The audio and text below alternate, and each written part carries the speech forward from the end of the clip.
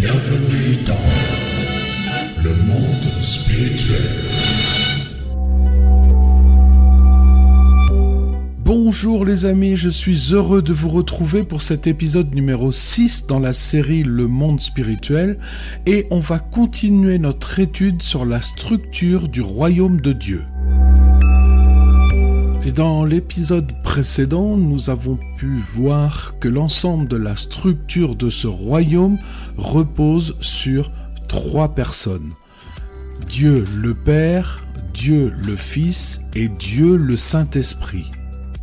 Et nous avons vu que le mot qui définit le mieux cette Trinité, et je vous rappelle encore que le mot Trinité n'est pas employé dans la Bible, mais il y a un mot qui représente cette Trinité, et c'est le mot Elohim, qui est le Dieu pluriel. Et l'étude d'aujourd'hui va porter sur le thème de qui gouverne ce royaume, puisqu'ils sont 3. Est-ce que les 3 y participent? Est-ce qu'il y en a un qui va dominer sur les autres? Quelle est la place de chacun dans ce royaume? Et on va commencer cette étude avec Jésus. Et devinez quoi? Eh bien non, c'est pas Jean-Louis qui nous a rejoints. Non, c'est qu'on va commencer avec un verset, tout simplement, comme d'habitude. Alors on va commencer avec le verset qui va se trouver dans l'évangile de Matthieu, au chapitre 4 et au verset 9. Et pour aider à la compréhension, on va replacer un petit peu le contexte. C'est dans le passage où il est dit que Jésus, poussé par l'Esprit, est envoyé dans le désert pour y être tenté par le diable. Mais cette tentation n'est survenue que dans un moment de faiblesse, c'est-à-dire au bout des 40 jours de jeûne, il est dit que Jésus a eu faim. Et je pense que c'est un petit peu normal. Et là, le diable en a profité pour venir le tenter. Et une des 3 tentations, c'est qu'il l'élève, il l'amène sur la plus haute des montagnes pour lui montrer tous les royaumes de la terre. Et il lui dit « Je te donnerai toutes ces choses si tu te prosternes et m'adores. » Déjà là, il y a une chose très importante, c'est qu'on peut voir que le diable agit contre Jésus afin qu'il n'entre pas dans sa destinée. Parce que le diable est tellement orgueilleux qu'il pense qu'il peut faire échouer la destinée de Jésus-Christ. Et mes amis, il agit de même avec nous. Il va chercher à nous faire chuter, à nous écarter du plan de Dieu pour que nous n'entrions pas dans notre appel et dans notre destinée, dans le plan que Dieu a prévu pour nous. Donc on voit dans ce verset que le diable fait une merveilleuse proposition à Jésus. Il lui dit que « Je te donnerai tous les royaumes de la terre et toutes ses richesses, si tu te prosternes devant moi. » Sous-entendu, si tu changes de maître, si tu quittes le royaume de Dieu et que tu viens dans mon royaume. Mais Jésus est le Fils de Dieu, Jésus est Dieu, et il doit surtout vaincre l'œuvre du diable, c'est-à-dire récupérer tout ce que le diable a volé à Adam. Parce que je vous rappelle qu'à l'origine, toute l'autorité de cette terre a été remise à Adam. Mais par la chute d'Adam et Ève, le diable a récupéré, a volé par ruse toute cette autorité à Adam, bien que lui-même, je parle du diable, dise que tout lui a été donné. Et vous retrouverez ce verset dans Luc chapitre 4 et au verset 6. Et en réponse à la proposition du diable, Jésus lui a dit « Retire-toi, Satan, car il est écrit « Tu adoreras le Seigneur ton Dieu et le serviras lui seul. » Donc c'est une leçon pour nous les amis, que lorsque l'ennemi vient nous taquiner, vient nous tenter, eh bien la seule réponse valable qu'il entendra, c'est celle de la parole de Dieu annoncée dans la vérité. Donc, nous voyons dans ce passage que Jésus a rejeté la proposition du diable parce qu'il y a un plan et il a reçu un mandat d'action avec l'onction qui va avec. Et on va voir ce plan dans Matthieu 11, verset 27. Il est écrit, et c'est Jésus qui parle, « Toutes choses m'ont été données par mon Père ».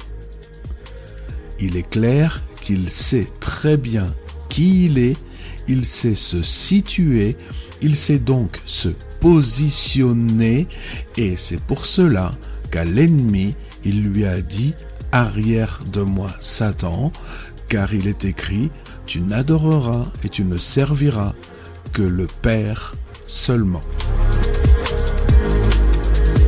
Et à plusieurs endroits dans la parole de Dieu, on voit que le Père a tout donné et a tout remis entre les mains du Fils. Et on va le retrouver encore, notamment dans l'évangile de Jean au chapitre 3 et au verset 35. Il est écrit que le Père aime le Fils et il a remis toutes choses entre ses mains. Et encore, dans l'évangile de Jean, toujours au chapitre 16 et au verset 15, Jésus parle et dit « Tout ce que le Père a est à moi ». Alors, ok, on comprend que le Père a tout donné entre les mains de Jésus, mais qu'est-ce que c'est ce tout ? Qu'est-ce que ça veut dire et ça représente quoi ? Alors on va creuser un petit peu plus et on va aller voir un petit peu plus loin dans la Bible, notamment dans le Nouveau Testament, et on va commencer avec un verset qui se situe dans Matthieu chapitre 28 et verset 18, et il est écrit « Jésus s'étant approché leur parla ainsi. Tout pouvoir m'a été donné dans le ciel et sur la terre. » Ah, nous commençons à discerner déjà ce tout, ça concerne le pouvoir. Le Père lui a donné tout pouvoir dans le ciel et sur la terre. Alors on va approfondir avec un autre verset. Et dans Philippiens chapitre 2, versets 9 à 11, il est écrit ceci. « C'est pourquoi aussi Dieu l'a souverainement élevé et lui a donné le nom qui est au-dessus de tout nom, afin qu'au nom de Jésus, tout genou fléchisse dans les cieux, sur la terre et sous la terre, et que toute langue confesse que Jésus-Christ est Seigneur, à la gloire de Dieu le Père. » Et donc à la lecture de ce verset, on voit que Dieu, qui lui a tout donné pouvoir sur la terre et dans le ciel, là il est dit qu'il lui a en plus donné un nom qui est au-dessus de tout nom, et afin qu'au nom de Jésus, tout genou fléchisse dans les cieux, sur la terre et sous la terre, et que toute langue confesse que Jésus-Christ est Seigneur. Là, si on ne fait pas attention, on ne va pas discerner qu'il y a une différence entre ce verset que l'on vient de citer et le précédent. C'est-à-dire que dans le précédent, il y a la notion de pouvoir, c'est-à-dire de force et de puissance. Alors que dans le verset de Philippiens 2, versets 9 à 11, il y a la notion d'autorité.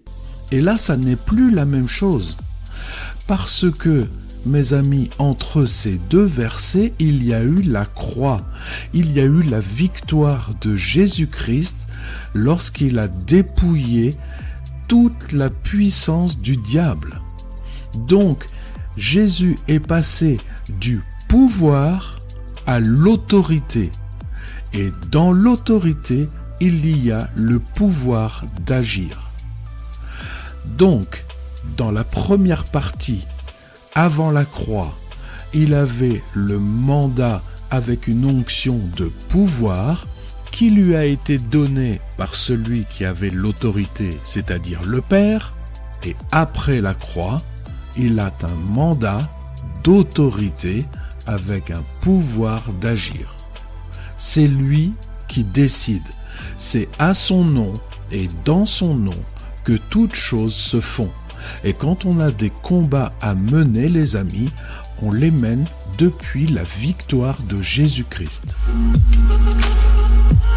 Alors on continue toujours à approfondir cette notion de tout et on voit dans Actes 2, 34, il est cité un passage de l'Ancien Testament où il est dit « Car David n'est point monté au ciel, mais il dit lui-même, le Seigneur a dit à mon Seigneur, assieds-toi à ma droite. » Et dans Hébreux chapitre 10 et verset 12, ce passage est expliqué. Il est écrit « Lui, en parlant de Jésus, après avoir offert un seul sacrifice pour les péchés, s'est assis pour toujours à la droite de Dieu. » Donc, on comprend très bien que le Père qui règne sur toute la création a directement à sa droite Jésus-Christ, son Fils, notre Seigneur et Sauveur.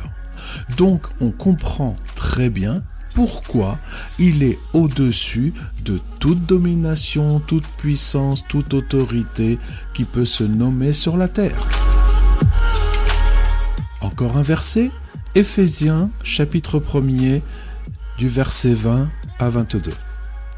Il parle de la puissance. Il est dit qu'il l'a déployé en Christ en le ressuscitant des morts et en le faisant asseoir à sa droite dans les lieux célestes, au-dessus de toute domination, de toute autorité, de toute puissance, de toute dignité et de tout nom qui peut se nommer, non seulement dans le siècle présent, mais encore dans le siècle à venir. Il a tout mis sous ses pieds et il a donné pour chef suprême à l'Église. Nous savons donc que Jésus-Christ est le chef suprême de l'Église. Il y a d'autres versets qui disent qu'il est la tête de l'Église. Et donc, si nous le cherchons, les amis, ça n'est pas à la croix, ça n'est pas sur terre, mais dans le troisième ciel, dans le paradis, assis à la droite de Dieu. Donc, à la lecture de tous ces versets, nous comprenons que Jésus a reçu de la part du Père toute autorité sur toute la création visible et invisible. Et donc, nous comprenons que Jésus exerce la gouvernance sur toute la création. Et on va terminer avec un verset qui va se situer dans la première épître aux Corinthiens, au chapitre 15, du verset 24 à 28. Ensuite viendra la fin, quand il remettra le royaume à celui qui est Dieu et Père, après avoir détruit toute domination, toute autorité et toute puissance. Car il faut qu'il règne jusqu'à ce qu'il ait mis tous les ennemis sous ses pieds. Le dernier ennemi qui sera détruit, c'est la mort. Dieu, en effet, a tout mis sous ses pieds.